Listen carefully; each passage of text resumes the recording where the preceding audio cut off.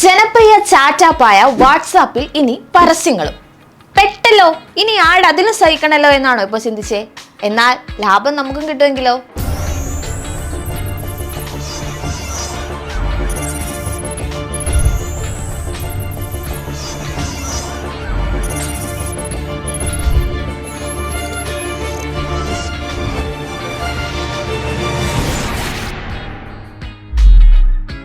എല്ലാവർക്കുമല്ല, WhatsApp ചാനലുകൾ നടത്തുന്നവർക്ക് exclusive content സബ്സ്ക്രൈബർമാർക്ക് നൽകി പണമുണ്ടാക്കാൻ സാധിക്കും.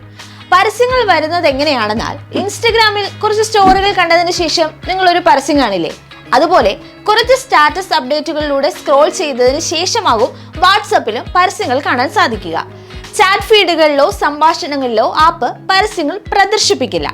തുടക്കത്തിൽ പരസ്യങ്ങൾ കാണേണ്ടി വരിക വാട്സാപ്പിലെ അപ്ഡേറ്റ്സ് ടാബിൽ മാത്രമായിരിക്കും, അതായത് സ്റ്റാറ്റസ് ചാനൽസ് ഫീച്ചറുകൾ കാണാൻ സാധിക്കുന്നിടത്ത്. ഈ ഫീച്ചർ ദിവസവും ഏകദേശം 150 കോടി ആളുകൾ ഉപയോഗിക്കുന്നുണ്ടെന്നാണ് ഏകദേശ കണക്ക്.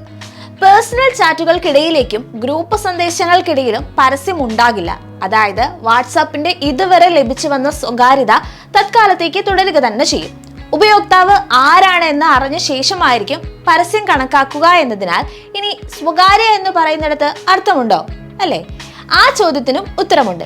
തൽക്കാലം വാട്സാപ്പ് അക്കൗണ്ട് ഉടമയുടെ ലൊക്കേഷൻ, അതായത് ഏത് രാജ്യമായാലും ഏതു ഭാഷയിലാണ് ഡിവൈസ് സെറ്റ് ചെയ്തിരിക്കുന്നത്, ഏതെല്ലാം ചാനലുകളാണ് ഫോളോ ചെയ്യുന്നത് എന്നീ കാര്യങ്ങളും ഏതെല്ലാം പരസ്യങ്ങളാണ് ഉപയോക്താവ് കാണുന്നത് എന്നതിനെയും ആശ്രയിച്ചായിരിക്കും പരസ്യങ്ങൾ നൽകുക എന്നാണ് വിവരങ്ങൾ. ചാറ്റുകൾ, കോളുകൾ, കോണ്ടാക്ട്സ് തുടങ്ങിയവയിലേക്ക് ഈ ഘട്ടത്തിൽ കടന്നു കയറില്ല എന്നാണ് വാട്സാപ്പ് അവകാശപ്പെടുന്നത്. അവ പ്രൈവറ്റ് ആയിരിക്കും. എൻഡ് ടു എൻഡ് എൻക്രിപ്ഷനും നൽകും. ഇവ കേന്ദ്രീകരിച്ചായിരിക്കില്ല പരസ്യങ്ങൾ നൽകുക.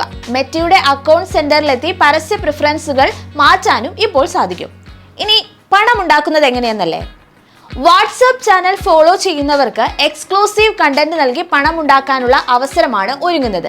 തങ്ങളുടെ ചാനൽ ഫോളോ ചെയ്യുന്നവരിൽ നിന്ന് ഒരു നിശ്ചിത തുക മാസവരെയായി ഈടാക്കാനായിരിക്കും വാട്സാപ്പ് അനുവദിക്കുക. ചാനൽ സബ്സ്ക്രൈബ് ചെയ്യുന്നവർക്ക് മാത്രമായി പ്രത്യേക കണ്ടന്റ് നൽകിയായിരിക്കും ചാനലുകൾ തങ്ങളുടെ വരിക്കാരെ നിലനിർത്തുക.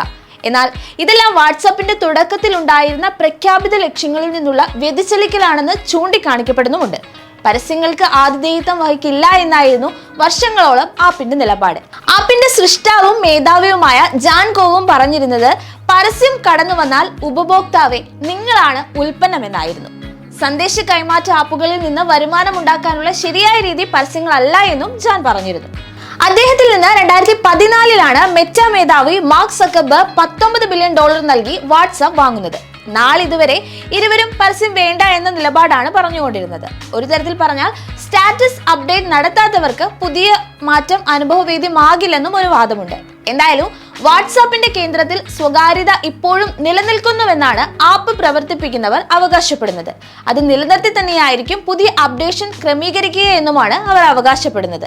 ആവശ്യമുള്ളവർക്ക് മാത്രം എന്ന രീതിയിലാണ് പരസ്യങ്ങൾ എത്തുക എന്നും വാട്സാപ്പിന്റെ വൈസ് പ്രസിഡന്റുമാരിൽ ഒരാളായ ആലിസ് ന്യൂട്ടൺ റെക്സ് പറയുന്നുണ്ട്. വാട്സാപ്പ് വഴി കച്ചവടം നടത്തുന്നവർക്ക് കൂടുതൽ ഉപയോക്താക്കളെ കണ്ടെത്താൻ ഇതൊരു പുതിയ അവസരം തന്നെയായിരിക്കും തുറന്നിടുക എന്നും ആലിസ് വ്യക്തമാക്കുന്നുണ്ട്. കൂടാതെ ഫേസ്ബുക്കിലും ഇൻസ്റ്റഗ്രാമിലും ചെയ്യാൻ സാധിക്കുന്നത് പോലെ പരസ്യങ്ങളെ ഒരു ഓപ്ഷനും ആക്കാം. സ്റ്റാറ്റസ് അപ്ഡേഷൻ നടത്തുന്ന സമയത്തായിരിക്കും പരസ്യങ്ങൾ പ്രത്യക്ഷപ്പെടുക. കൂടുതൽ സ്റ്റാറ്റസ് അപ്ഡേറ്റ് നടത്തുന്നവർക്ക് കൂടുതൽ പരസ്യം കാണേണ്ടി വരുമെന്നാണ് ആപ്പിന് പിന്നിൽ പ്രവർത്തിക്കുന്നവർ പറയുന്നത്. തന്റെ കോണ്ടാക്ട്സിലുള്ളവർ സ്റ്റാറ്റസ് അപ്ഡേറ്റ് നടത്തുന്നത് കാണാൻ ശ്രമിക്കുന്ന വാട്സാപ്പ് അക്കൗണ്ട് ഉടമകൾക്കും പരസ്യം കാണേണ്ടി വരും.